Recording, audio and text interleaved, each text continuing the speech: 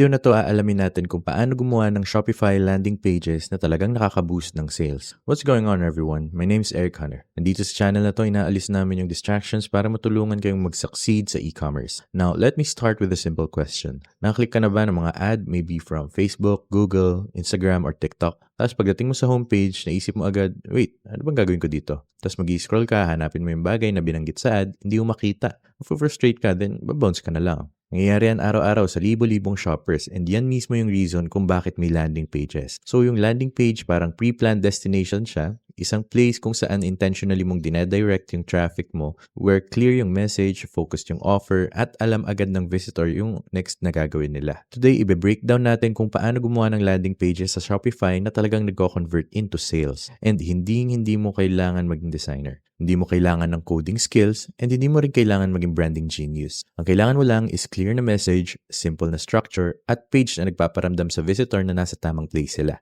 So let's get into it. What a landing page actually is and isn't. So maraming tao ang nalilito between landing pages and home pages. Pero ang totoo, magkaiba talaga yung purpose nila. Yung homepage mo parang front door ng store, welcoming siya, general at para sa lahat. New visitors, returning customers, at mga casual browsers. Nandun lahat, navigation, collections, menu, basically all the options. Now, yung landing page naman parang dedicated salesperson siya na alam kung bakit ka nandito. Kinakausap niya yung isang specific audience tungkol sa isang offer with a clear action na gusto niyang gawin ng visitor. Focused siya, intentional at built with a purpose. Walang extra, walang distracting, at walang unrelated na bagay. Kapag yung traffic from ads, influencers, emails, or SEO dinadirect mo sa homepage, usually bumabagsak yung conversions mo. Pero kapag dedicated landing page ang pupuntahan, halos palaging tumataas yung conversions. Kasi yung landing pages ang nagre-remove ng friction. Sinasagot nila agad yung exact questions na meron yung visitor. And most importantly, dinadirect nila yung visitor straight sa offer mo without making them go on a scavenger hunt bago nila makita yung kailangan nila. The 3 big questions every landing page needs. Alright, bago pabuksan yung Shopify, kailangan mo munang tanungin yung sarili mo ng 3 questions. And honestly, mas importante pa yung 3 to kaysa sa design, layout, font, or colors. Number 1, ano ba talaga yung goal ng page na to? Kasi kung hindi mo alam yung goal, hindi mo rin maayos na mare-resign yung page. Ang goal ba is magbenta ng single product, mangolekta ng email subscribers, mag-promote ng limited time offer, mag-build ng hype for new launch, or magpa-register ng tao for a webinar or event. Pumili ka ng isa, and isa lang talaga. Yung best landing pages, single-purpose machines sila. Number 2, sino ba yung kausap ng page na to? Kasi different audiences, different yung pinapahalagahan nila. Yung beginner, hindi interested sa advanced specs. Yung busy parent, ayaw ng mahabang story. Gusto lang nilang malaman kung makakatipid ba sila ng oras sa new product. Yung fitness enthusiast, gusto naman nila ng clear results. Lose weight, build muscle, sleep better. So yung copy, images, examples, lahat dapat nagsasalita directly sa isang type of person, hindi para sa lahat. Number 3, saan nanggaling yung traffic mo? Yung taong nag-click from Instagram Reel, yung nag-search sa Google, at yung galing sa email campaign, lahat sila may different expectations. So dapat i-match mo yung landing page mo sa traffic source. Kung galing sila sa product demo video, ipakita mo agad yung product in action. Kung galing sila sa ad na may discount, ipakita mo agad yung discount. Kung galing naman sila sa keyword like best gifts for dog lovers, i-show mo yung gift-oriented messaging. Consistency equals trust. And trust equals conversions. The 7 essential tips for high-converting Shopify landing pages. Alright, dito na tayo mag-shift into Shopify style structure. Yung high-level principles na mas importante kaysa sa drag-and-drop details. So let's break down yung 7 essential elements na kailangan ng isang high-converting landing page. Tip number 1, lead with a strong benefit-focused headline. Yung headline mo, yung first thing na binabasa ng tao. So kailangan simple, clear, at laser-focused sa value na binibigay mo. Karamihan ng brands nagsasabi lang ng high-quality protein powder. Pero generic yan. Hindi yan yung nagsasabi kung bakit ako dapat mag-care. Yung great headline, ina-explain niya yung outcome. Like, build lean muscle without sacrificing taste. Run longer without pain. Sleep deeper and wake up energized. Then, i-pair mo yung headline with a sub-headline na nag-a-add ng extra layer of clarity. Then, importante to. Yung headline mo dapat supported ng hero image. So together, dapat na-explain na nila yung product without needing a paragraph of text. Tip number 2, gumamit ka ng high-impact hero section. Yung hero mo kasi yung first thing na makikita ng tao without scrolling. So gusto mo na sinasagot niya agad yung 3 questions. Ano to? Para kanino to? At bakit ako dapat mag-care? Yung great hero sections usually make clean background, clear product photo, or lifestyle image. Simple headline, sub-headline, at isang strong CTA. Like, get started now, buy now, or claim your offer. You see, yung top section dapat hindi cluttered. Dapat nagdadalawang isip ka. I-simplify mo lang. Tip 3. Mag-focus ka sa benefits, hindi lang sa features. Isa sa biggest mistakes na nakikita ko is yung brands naglilista lang ng features at iniisip nila na sapat na yon. Pero ang totoo, features are facts. Benefits are feelings. At customers buy feelings. Instead na sabihin mong made from stainless steel, sabihin mo built to last for years so you never have to replace it. Instead na fast charging, sabihin mo never worry about your phone dying midday again. Every feature dapat sinasagot yung question na bakit ito importante sa customer. Yan yung paraan para maging benefits yung features na talagang nagko-convert. Tip number 4, gawing unmissable yung call to action mo. Kailangan clear, visible at repeated at least twice. Once above the fold at once below the fold. Keep it simple lang. Buy now, get started, subscribe,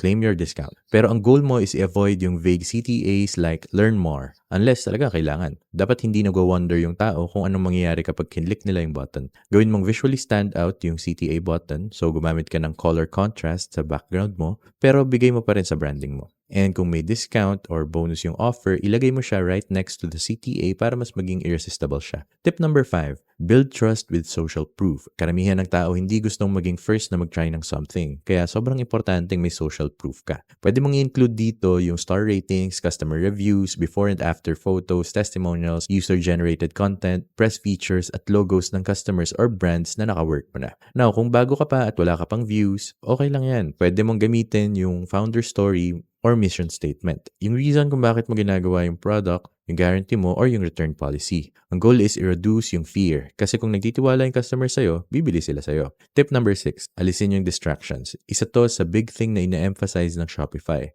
Landing pages work kasi nire-reduce nila yung choices. So, ibig sabihin, no navigation menu, no drop-downs, no links to other collections, no blog links, no random promotions, no clutter. Ang goal is i-guide yung viewer sa isang clear path papunta sa CTA. Kasi the more options na binibigay mo, mas bumababa yung conversions. Keep your page clean, simple, and focused. Tip number 7, panatilihin mong on-brand yung design, colors, at typography. Yung landing page mo, hindi siya separate world, dapat may pakiramdam siyang buong-buo yung part ng brand mo. So, ibig sabihin, consistent colors, consistent fonts, consistent photography style, consistent tone and wording, at consistent spacing and layout. Kapag yung landing page mo visually aligned sa brand mo, mas nagtatrust yung tao subconsciously. And trust equals conversions. Kung hindi mo pa na-get yun by now, so paano ba talaga gagawin yung Shopify? Don't worry, madali lang. Now na na-cover na natin yung principles, pag-usapan naman natin kung paano mo talaga bubuin yung landing page. Hindi mo kailangan mag-code. Hindi mo kailangan maging designer. Hindi mo kailangan ng expensive software. Ang kailangan mo lang is the right tools. Option 1, gumamit ng page builder. Ito yung most popular method. So, tools like Pagefly, Shogun, Zipify, Pages, may mga templates na talaga to. Designed for landing pages. I-drag and drop mo lang yung sections, i-customize yung text, mag-add ng photos, then publish. So kung gusto mo mag-start with Pagefly, meron kaming link sa description kung saan pwede kang mag-start for free.